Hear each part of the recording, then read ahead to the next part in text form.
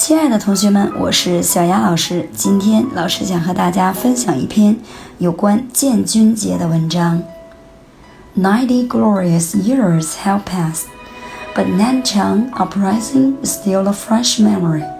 The Jinggangshan spirit now flourishes all over China, past and present, in wartime or peacetime. To win battles is a duty on our mind.Safeguarding peace is where our mission lies. The military has always been inseparable from the people. The people's armed forces remain committed to its people. Our motto, serve the people wholeheartedly, remains unchanged.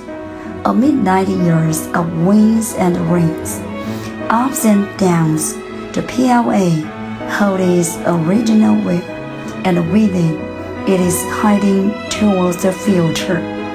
喜欢小艾老师，记得双击加关注，每天一起学英语。